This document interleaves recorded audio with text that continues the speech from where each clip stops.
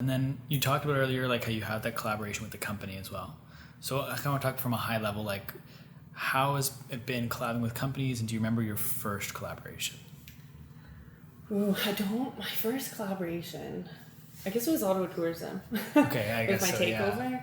yeah. Probably early on was Alt Hotel. So in their lobby, they have a bunch of us from Ottawa have photos up in their lobby. Okay. City Style is another one. So, and we did takeovers on there or on our own accounts of things to do, and promoted the new hotel launch. Mm-hmm. So it was like very early on. I was like so honored to be chosen for that. Yeah.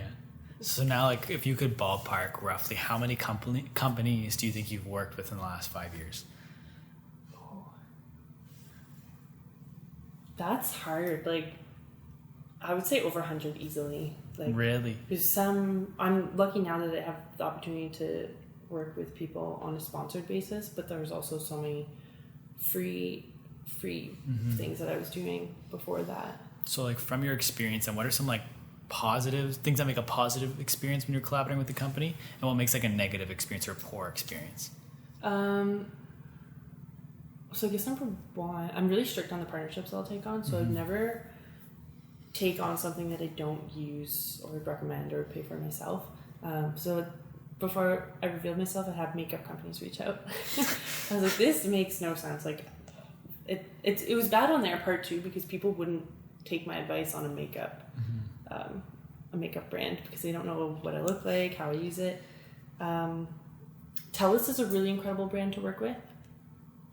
Just all the initiatives that they're doing are really good for the community, and they're also just so open to ideas. Like, basically whatever I want to do, we can run with it. The brands that put too many expectations or they give too many specifications on how they want to see the photos or how they see it on your account, I don't like that, because it doesn't make it as authentic. That's what you want. You want it to be authentic, like a friend giving a friend a recommendation. Yeah, that's cool. And then so like over time, like I want to talk about some key collaborations that you had. One was the TELUS one. So how did that kind of come to be? That a few years ago, someone reached out. They were looking to work with someone in the Ottawa market, and he just loved my account. He loved what I was doing, and also how I was anonymous. So did some collaborations with them, and then I made it onto their TELUS partner team. So that's just been incredible, because I think they're a company that's believed in my account right from the beginning, and I also just love everything that they're doing. So there's a really good synergy there. And there's another one, like you mentioned earlier, how people reach out to you all the time looking for places like to live in the city. So, and you partnered with somebody that's a realtor or something like that, right? Yeah, I partnered with Ray Otten Real Estate from Ottawa Properties. So like, how does that collaboration work? Because I don't think I've seen, like, maybe I've missed it, but I don't think I've seen a post of you like collaborating with them. Have you? It was I did the blog post, so it was like best of Canada, best of Westboro, and then I did the Instagram post as well. So the best of it, like, he answered all the questions on the area, and then like all the things to do in the area if you were looking to move there. And then we also did a general guide of just the Ottawa real estate market, because I know it's something that me and my friends are speaking about as well, and I didn't have the proper advice to be able to give people answers on that. People will message me and say, should I move to Ottawa? I'm like, I love it, but I can't make that decision for you. Yeah, I think that's really cool though, that like you've partnered with a realtor, because I feel like I saw that and I was like, that's so cool. That makes so much sense though, right? Because like I never would have thought of that, but like that's just a really cool collaboration. Just cool on his part too to think. Like, did you reach out to him or did he reach out to you first? They reached out to me first, and then I thought it was awesome because I was having all these questions. I still get them. So now when someone messaged me, I can say, hey, you should check out this guide first. And then, like, he knows so much. He's been working in real estate for so long. So he has a lot of knowledge that he can share with them. Yeah. And you mentioned a couple times that you've gone on these different press tours. Yeah. So what happens on these press tours? Do you get like flown out by a company to do something? Like, how does that look? Yeah, it's a bit of a mix. So I just recently in St. John, and then I did Ontario Highlands. So they contacted me, and then they'll send the itinerary and what they're trying to promote. So St. John wanted more people from Ottawa because it's a really big market for them. And then Ontario Highlands, like right outside of Ottawa, so it's a great spot for a road trip. Yeah. So it's always fun working with the tourism groups because I feel like that ties in so well with what I'm doing. Yeah, That's cool. And it's like you went on a press trip to Asia too, right? Yeah, I was with Free and Easy Traveler. Okay. It's like what? So basically, like you just went there and just did all these different excursions and stuff on behalf of the company and just posted it to your account. Is that pretty much how that works? Yeah. So before I go on a press trip, there's always like what they'll provide and what I'm responsible for. So I did take over some guest posts, posts on my own account. That was really cool too because when I was in Australia, I went to Thailand. So it was my first big destination that I got to revisit, and then added on a few other countries. Yeah.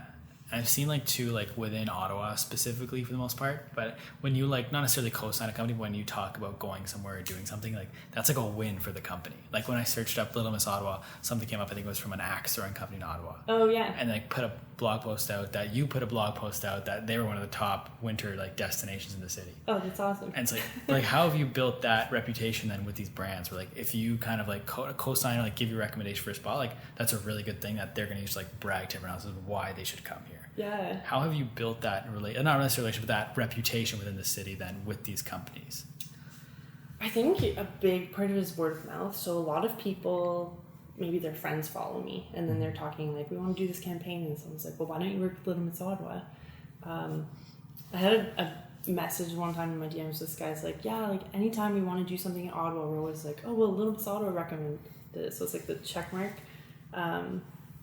It's crazy because I got a campaign once with the Mexico Tourism Board. They were doing for Canada 150, it was the Ottawa Welcomes the World event, so it was Mexico, and I posted a photo from Turkey just as like I really enjoyed Turkey, here's what I did there. They saw that and they're like, well, do you want to post about Mexico as well? So you never know who's watching your content. So that was an important lesson as well, to just keep doing you, keep putting out good content, things that you're passionate about, and you never know who's looking. So did you go to Mexico then because of that? Oh, I would love to, if they want to send me. Yeah.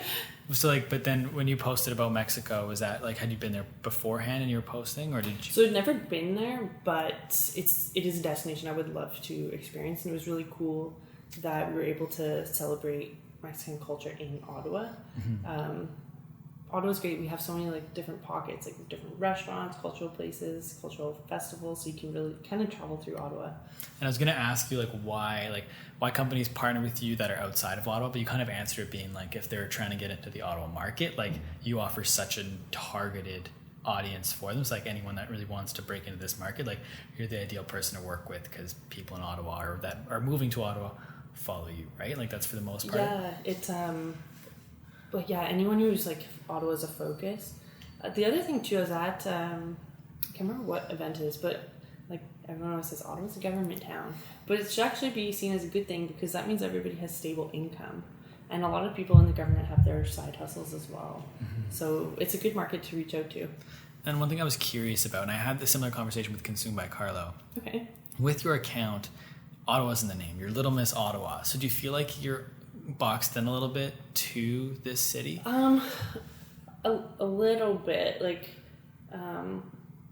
I think maybe brands don't realize right away, like how like we have like this hub of Ottawa people. Like it could be a good collaboration. Like a lot of tourism groups are starting to focus more on Ottawa. It used to only be Toronto and Montreal. But I think it also helped build the account, and it's also like Ottawa is my home base. Like I will always come back here. So it's kind of unites us all, and I think a lot of people in Ottawa do like to travel. Yeah. So then, like, do you think that just by being Ottawa specific, with Ottawa as your home base, do you think that's going to limit how big you could truly grow the account? Do you think like maybe? Potentially, I guess it's crazy too because I never like if you asked me 5 years ago like what are you going to be doing, I would have never ever said this. Like I didn't even realize that was a path. But I'm not too worried about it. Like I think a lot of people get fixated on the number or like where they're headed next. But I think it's also important to kind of appreciate what you have and focus on that. Yeah, that's fair. Since like, what are some pros then to being Ottawa specific? Pros. That's like if someone wanted to start an account.